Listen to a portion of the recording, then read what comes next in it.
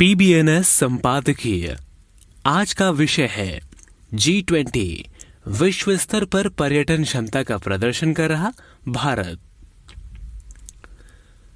सांस्कृतिक विरासत से समृद्ध देश भारत G20 अध्यक्ष के रूप में अपने कार्यकाल का नेतृत्व करते हुए दुनिया को अपनी सांस्कृतिक समृद्धि दिखाने का कोई अवसर नहीं छोड़ रहा है।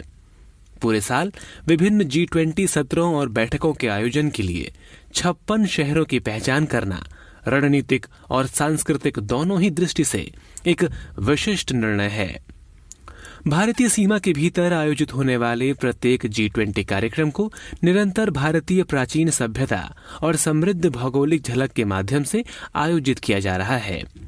पर्यटन धीरे धीरे नए भारत के लिए सबसे आशाजनक क्षेत्र के रूप में उभर रहा है।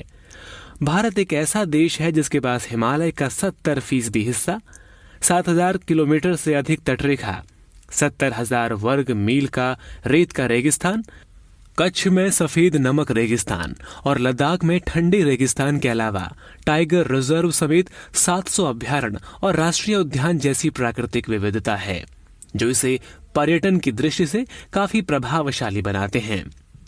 जब पर्यटन की बात आती है तो आधुनिक दुनिया प्रकृति द्वारा प्रदान की जा रही चीजों की अधिक तलाश करती है। पर्यटन स्थलों की प्राकृतिक स्थिति के साथ साथ एडवेंचर और रुचियों को प्राप्त कर रहा है।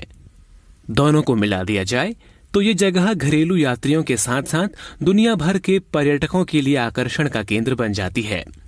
इस तरह हिमालय की तलहटी में स्थित सिलीगुड़ी में आयोजित भारत की G20 प्रेसिडेंसी के तहत दूसरी टूरिज्म वर्किंग ग्रुप मीटिंग की एजेंडा आइटम सूची में एडवेंचर टूरिज्म ने अपना विशेष स्थान बनाया। सर्वेक्षणों में पाया गया है कि parasailing, paragliding, trekking, hot air ballooning, heli skiing, river rafting, scuba diving और स्क्रॉलिंग जैसी साहसिक गतिविधियां देश में काफी आकर्षण प्राप्त कर रही हैं। इसके अलावा bungee jumping, life safari, Cliff jumping भी अन्य पसंदीदा गतिविधियों में शामिल है। केंद्र और राज्य दोनों स्तरों पर सरकार के हस्तक्षेप के साथ देश में साहसिक पर्यटन परियोजनाओं को और तेजी से विस्तार किया जा रहा है। देश में चिकित्सा पर्यटन, रक्षा और यहां तक कि एस्ट्रो टूरिज्म सहित पर्यटन के अन्य रूपों के लिए भी अवसर और बुनियादी ढांचे को मजबूत किया जा रहा है। हालांकि प्राइम फोकस केवल उस प्रकार के पर्यटन पर नहीं है, बल्कि उन कारकों पर भी है जो विस्तार और विकास के कई स्रोतों की बात करते समय बड़े पैमाने पर मायने रखते हैं।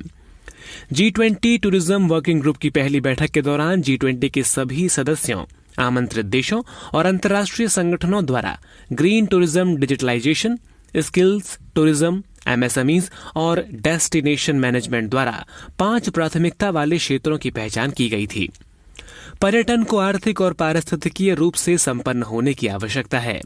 हरित पर्यटन भी देश की एक प्राथमिकता है, क्योंकि भारत पर्यटन विकास को 2030 के सतत विकास लक्ष्यों यानी SDGs के साथ रेखांकित करता है।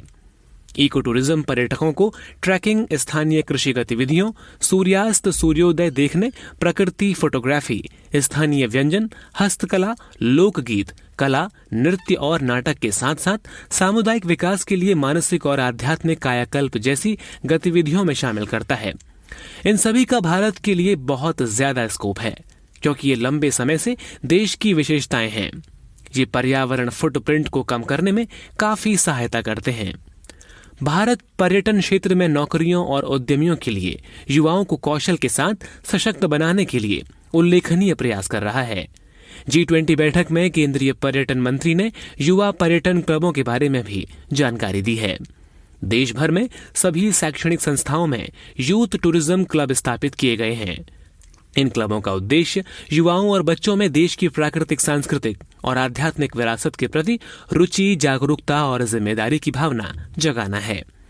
चूंकि युवाओं में साहसिक पर्यटन के लिए एक स्वाभाविक आकर्षण होता है, इसलिए इन क्लबों का उपयोग साहसिक पर्यटन को बढ़ावा देने के लिए भी किया जाता है। इसके अलावा पर्यटन क्षेत्र में नवाचार और गतिशीलता लाने के लिए पर्यटन MSMEs, स्टार्टअप, निजी क्षेत्र को बढ़ावा देना एक अन्य प्रमुख उपक्रम है। वास्तव में emergency credit line guarantee scheme यानी ECLGS के तहत आतिथ्य, पर्यटन और संबंधित क्षेत्रों में MSMEs के लिए निर्धारित अतिरिक्त 50,000 करोड़ रुपए की क्रेडिट सहायता को मंजूरी देने के देश के फैसले ने इस क्षेत्र में नई जान फूंक दी है। बेहतर सड़क, रेल और हवाई संपर्क भी पर्यटन को बढ़ा रहा है और अधिक से अधिक छोटे उद्योग और प्राइवेट प्लेयर्स को इस क्षेत्र में प्रवेश करने के लिए प्रेरित कर रहा है। डेस्टिनेशन मैनेजमेंट को पर्यटन क्षेत्र के दोहन के लिए एक अन्य महत्वपूर्ण कदम के रूप में देखा जा सकता है।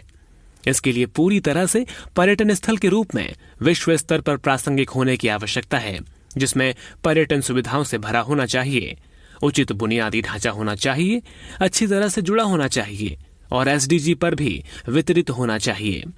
इन सभी प्रयासों को प्रचार से लेकर सूचना तक, फीडबैक तंत्र, एक्सेसिबिलिटी, सेवाओं का लाभ उठाने और डिजिटल मीडिया साझा करने के लिए डिजिटल होना चाहिए।